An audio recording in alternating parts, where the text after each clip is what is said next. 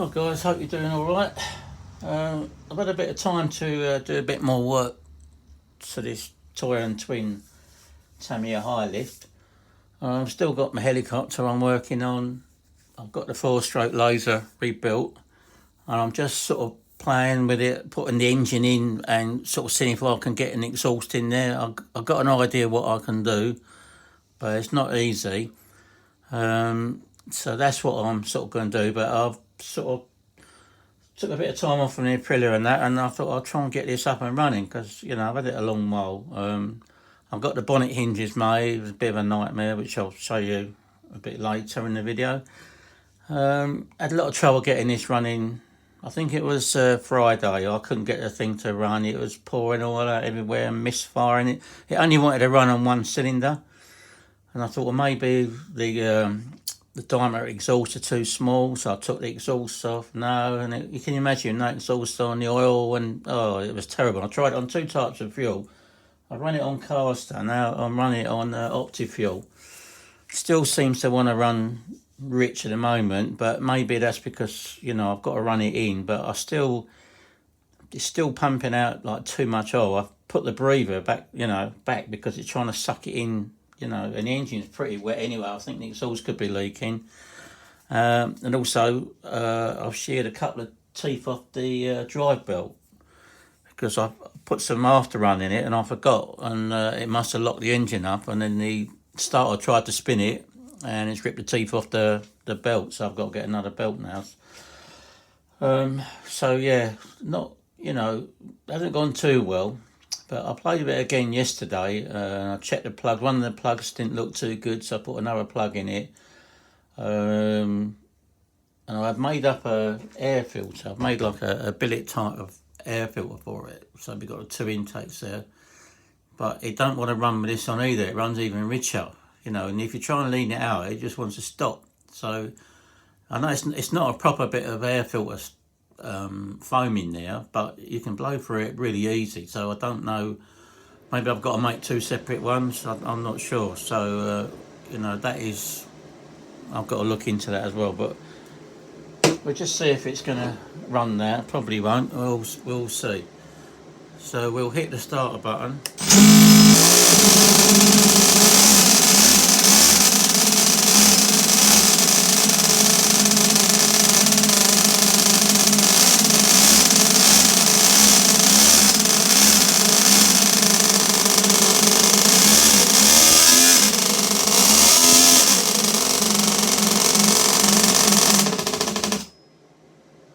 Yes, it's loud.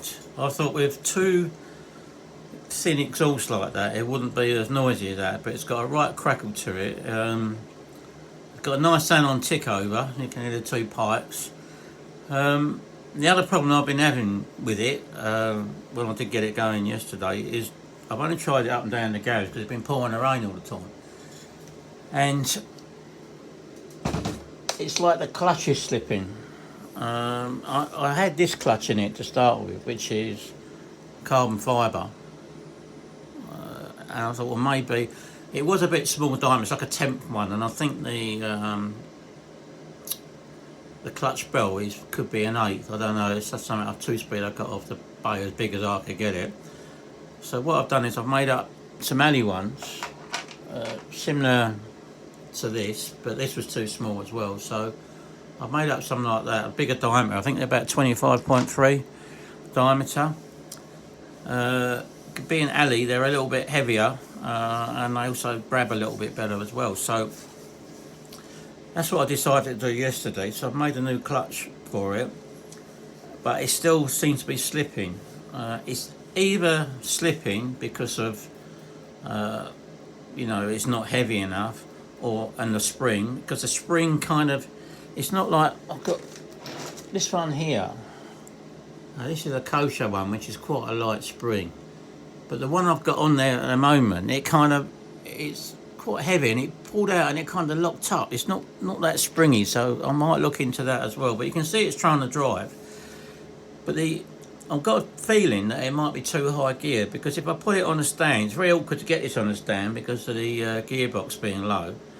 But if I put it on a stand and you rev it, the wheels kind of tend to flare out a bit, and it is definitely going into second gear as well. So that's a good thing. So what it could be is like it's overgeared.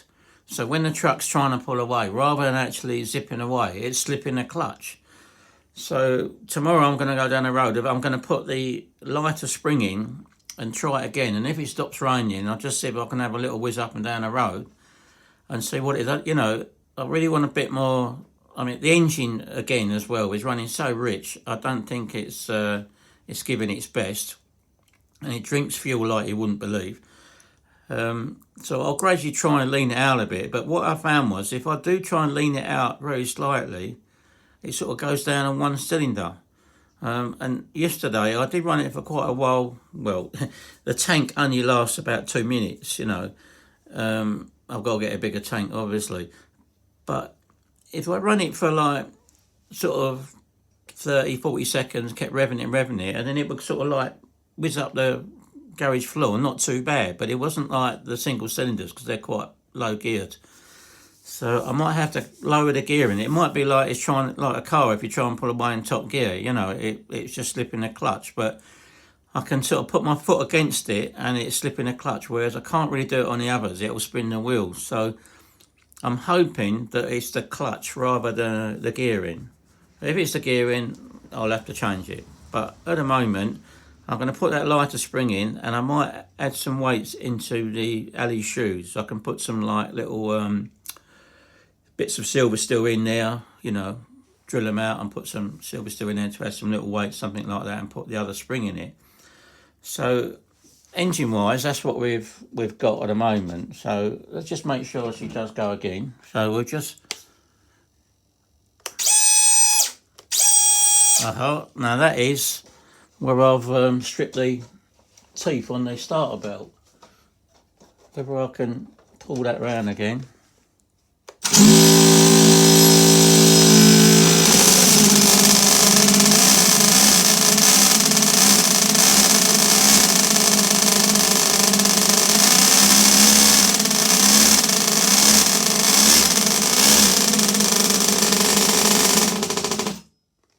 So yeah, it does start. Obviously, I was on the teeth, or weren't there. So anyway, let's take the body off now. As you can see, my hinges, they actually spring the body shut. What I've done, long Allen key, what I've actually done here, I mean, I've got to make a quick fill for the fuel tank, because you don't want to be done with keep taking this on and off. But like I say, I've got to try and find sort of maybe an 8 scale tank, something like that, to try and sort of get some longer run times. I know it's probably going to run better when I lean it out. I mean, tomorrow I'm going to have another go and just lean. What I've done is I've set each cylinder up on its own. So I kind of, because it, you know, to try and do them together. So all I did was take the plug out of one of them and get it to run on one cylinder, and then I got it to run on the other one, and then together. But tonight I was trying to style it and she didn't want to go, and I only had, I remember now, I screwed the idle jet in probably about no more than a 16th of a turn, and there was no fuel getting to the rear cylinder. So a very cool setup, and I'm still not sure about my pickup. I'll show you in a minute on the pickup. Let's just take this body off. I've ordered a light set for it, which is should be here soon. So these are the bonnet hinges. So what they do is, like, there's a little cam in there. So what it does is actually when you open the bonnet, it kind of, can you see it goes forward? So it lifts up over the top of this, because especially it's very awkward, is because this is a lot thicker body shell than the clone. You know, the bruiser is clone is a lot easier to do. This is took me a while to get these hinges to work well, you know. You still have to sort of give a little bit of a pull, but you know, it snaps shut and you don't need you know, to have a catch or anything like that. I've also ordered the metal grill to go in the front, like Dennis Dempsey did, because apparently it's already cut out. So I won't have to, because it takes ages cutting these fins out. So that's the other thing I've got to do. The mounting, what I've made is I put an alley plate inside of here, along there, and I put on the front of the truck, you can see I put a little piece where the little hook was. There was like a little hook on there. So I put like a little square on there, that's screwed on there. Then what I do is I put 2 screws through, and they go through 2 holes in the front here. That's clearance. Then they bolt this alley to that, solid. And it's mounted on the 2 big bumper screws, sort of here and here. So you've got like, quite a lot of strength there. I think it's a heavy truck. If it does go over, I think this can do a bit of damage. And I've got the original mounting on the back here. Right, that's it. I've got the original ones coming through there. But already, I mean, what you've got to remember is this is a painted shell. It's white, but I painted it in proper Toyota white. Now, as you know, nitro fuel doesn't like paint. It will take it off. And already, I've got a little flecks of it. It's going sticky here and there. So, I've got some polyurethane varnish, clear varnish. So I'm going to have to flatten this all off at some time, and I'm going to have to give it a coat of polyurethane. I don't really want to, because it can all end up in tears. It's not one of my favourite things, polyurethane, because if you get any grease or anything like that on it, you'll get what you call a fish eye, and it'll look horrendous. But I did a couple of bits on my helicopter, and although how can I put it? It's not like when you lacquer something, you don't get that really nice smooth finish, but there's no kind of lacquer that I can actually get that's going to be like fuel proof, or paint or anything like that. So I've really got to try and, I might just practice on the bonnet first. I mean, I don't know if you can see it in the light. I've got a lot of little, where I was running it up, I had this on the floor and the little splashes coming out of the exhaust. I mean, it is on 25%. I mean, it pumps the fuel out of this. I mean, you've seen the exhaust. I mean, it might be the noise of it, because you've got the 2 thin downpipes, and they go into the 2 bigger diameter ones here. When you get a small pipe going into a bigger pipe, it makes it a bit noisy. So whether I can put some sort of silencer in there or not, I don't know. But all the transmission, it goes forward and backwards, so that works okay. It's still getting, these engines still running a bit oily. What I'm doing now is I'm running the breather. You can see the breather here. This breather is running all the way back in there, and it's coming out the back. Because if you have it in the front, I watched the video in slow motion, and when it's running, you can actually see the fuel sort of going sucked back in over the engine, and it makes all the belt and everything kind of oily, and it's a nightmare to clean. So that's the thing I've got to look at. I was thinking I've actually got the belt off a Toyan single cylinder, one of that might fit, because that's what's gone on it, the belt on there. So, and it is a bit loose anyway. That's what the trouble is, because I've got those 2 clamps on the exhaust, like here and there. I can't really get the starter motor up high enough to tighten up the belt. But I'm sure, I mean, I might even experiment on running on a 2-cell like my other ones. I mean, I thought being a bigger engine, it might need, to run on a 3-cell, but I'm not sure. We'll have to, it's still kind of work in progress. I'm still, the thing is, I always tend to put after running it, and the problem with this as well is, you should, once you put after running it, pump it through the breather, give it a spin over, but it's so hard to get these caps off. They just absolute nightmare. I've got to look for something better than that. That is an absolute pain. So what it is, when you want to sort of what you should do is before you run it, take the plugs out, spin it over, you know, get some fuel through, spin it all over, make sure it's all clear, put the plugs back in, igniters on, and off you go. But this, to get them on and get them off, is like, it is an absolute nightmare job. So at the moment, I'm going to try and play with the mixtures on them. I'm going to try and lean the thing out a little bit and see where we go with there. I've got the light kit orders for it. I'm going to do the same as what I've got on the other one, which is I'm going to run a separate receiver, because you can, like I say, you can take the body off this one. In this Toyan, I've got a separate receiver in the body, so you can just take the, I've got a clip on it. You can just take the body off, and you've got all the electronics. So you can see I've got a little receiver in there, part flyer, and I've got all the lights in there. So you've got no wires. You know, some other trucks you have to take this off and you have to plug everything, but you've got a separate unit here, and you just have to stick that on the top, and away you go. You don't have to worry about plugging wires in for the lights or anything like that.